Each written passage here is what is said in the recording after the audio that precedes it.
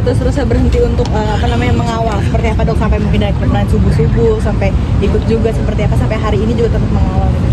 Terus karena memang kasus ini kalau nggak dikawal, yang Dr. Flawan bukan seorang manusia, yang Dr. Flawan ini uang, ya, cuannya dia yang mungkin dia gerakkan untuk bisa merubah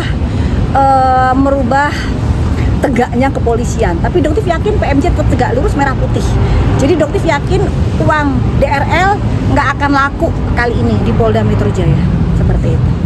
Jadi emang harus dikawal karena no viral no justice. Keadilan bisa ditegakkan ya dengan pengawalan masyarakat, seperti itu. Dok, terkait dugaan TPPU tadi dok, nominalnya kisaran berapa dok? Ya jumlah semua penjualannya itu diarahkan ke rekening dari DRE. Ya, jadi memang semua penjualan itu rekeningnya atas nama DRE. Nah, disitulah dugaan TPPU-nya muncul. Ya, jadi memang dia menjual produk yang menipu masyarakat itu, pembeliannya semua rekeningnya masuk ke dalam rekening DRE. Seperti itu. Kalau jumlahnya berapa ya dihitung aja penjualannya. Makanya dokter bilang ratusan miliar. Karena sehari dia bisa menjual sekitar 40 miliar pernah. Sebulan itu dari analisa kalau data itu penjualannya bisa di angka sekitar 80 miliar per bulan.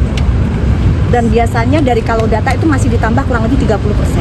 Seperti itu. Hari ini ada BAP tambahan nggak untuk Doktif sendiri?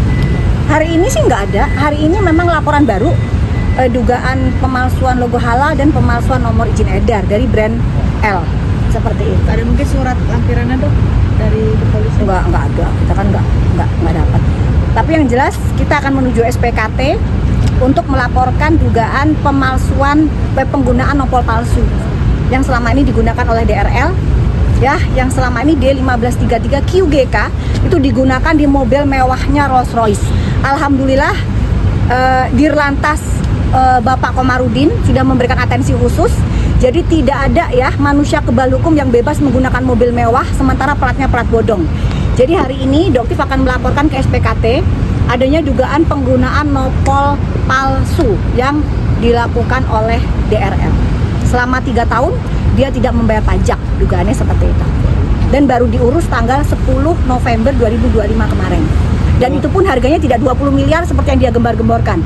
Harga yang dia pasang di STNK, di laporan terhadap kepolisian itu harganya hanya 8 miliar rupiah, bukan 20 miliar rupiah. Jadi ada dugaan penggelapan dana pajak di sini. Seperti itu. Bukti dok? Ada buktinya semua, makanya Doktif akan langsung melaporkan ke SPKT. Seperti itu, semua buktinya ada.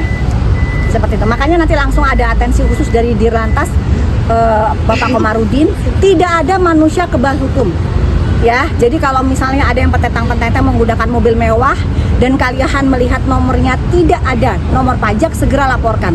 Karena di sini ketidakadilannya ketara sekali ya. Kita menggunakan motor biasa, mobil biasa, kok harus bayar pajak? Sementara dia yang menggunakan mobil mewah, petentang-petenteng, dia nggak bayar pajak. Ada pesan buat DRL dok? DRL untuk next tanggal 4 Februari jangan ngeles lagi ya. Kalau mau prapit nanti kita semua akan pantau ya, masyarakat akan pantau. Untuk jadwal prapit nanti Doktif akan kasih ke kalian kapan jadwal prapit dari saudara DRL. Ya, yang jelas Polda Metro Jaya, Krimsus Polda Metro Jaya siap untuk menghadapi kamu. Ya, silahkan kamu melakukan tindakan hukum yang lain selama itu sah, silahkan. Tapi jangan melakukan pemunduran terus karena ini hanya menunda saja. Kamu hanya menunda waktu untuk ditahan, ya. Tapi Doktif, insya Allah berharap keadilan nyata, keadilan akan datang dan kamu bisa ditahan. Seperti itu.